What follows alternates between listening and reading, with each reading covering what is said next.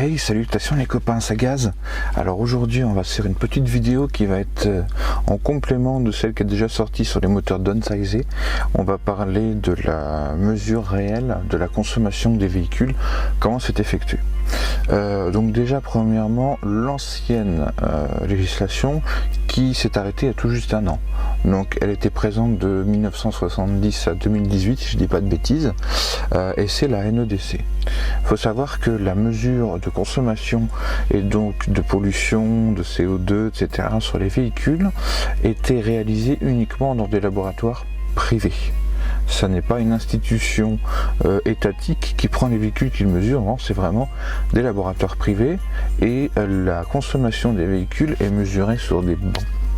Donc normalement il est censé avoir un algorithme qui reprend les caractéristiques de la prise au vent du véhicule, le CX, le roulement, le roulage je veux dire, voilà, tout ça c'est reproduit de manière informatique. Donc au niveau de la fiabilité, on est vraiment sur quelque chose d'à la louche, quoi. Ensuite, au niveau de la prise de mesure exacte des véhicules, c'est dans des conditions qui n'existent jamais. Par exemple, pour faire le 0 à 50 km/h, ils le font en 26 secondes. 26 secondes, c'est énorme. On est presque à la moitié de minute pour passer de 0 à 50. Habituellement, même en roulant tranquillement, c'est rare qu'on fasse mettre plus de 10 secondes pour aller jusqu'à 50 km/h. Voilà, je pense que c'est important à préciser.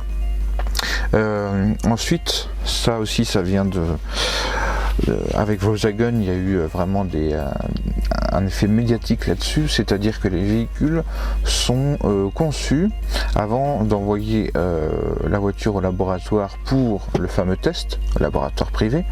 En fait, la voiture est équipée d'un système qui va permettre de détecter que le véhicule est en fonctionnement dans un test de consommation. Exemple tout bête, quand c'est une traction, vous avez les roues avant qui tournent sur le rouleau, les roues arrière restent fixes. Donc la voiture peut en déduire que on est sur un rouleau et on est en train d'effectuer le test de pollution. Et à ce moment-là, le CU va diminuer un petit peu la puissance pour diminuer la consommation et les émissions. Du coup, ça va permettre au véhicule d'être mieux classé au niveau consommation. Ce qui, bien sûr, n'est pas du tout le cas dans les faits. Dernier petit point à préciser, c'est que le test est effectué effectivement sur un rouleau, donc la voiture est dans un laboratoire avec des sangles attachées au sol, donc ça ne reproduit absolument pas l'énergie cinétique qui va être dégagée par le véhicule et donc qui fait perdre de la vitesse par rapport à l'adhérence des roues, par rapport à la force centrifuge, au roulage et puis au vent. Donc c'est pour ça qu'on se retrouve avec des valeurs de consommation qui n'ont rien à voir, la plupart du temps, c'est pas toujours le cas, mais la plupart du temps des consommations qui ne sont pas celles qui sont annoncées. Par exemple, leur test, ils montent pas à 130 km/h, ils montent qu'à 120, ça change pas grand chose, mais un petit peu quand même. Donc 120 km/h au lieu de 130 déjà, et ensuite bien évidemment c'est sur du plat. Hein. On sait très bien, ça dépend des départements, par exemple en Haute-Savoie, la consommation indiquée sur le catalogue, niet, on n'y est jamais, ça tourne trop. Voilà.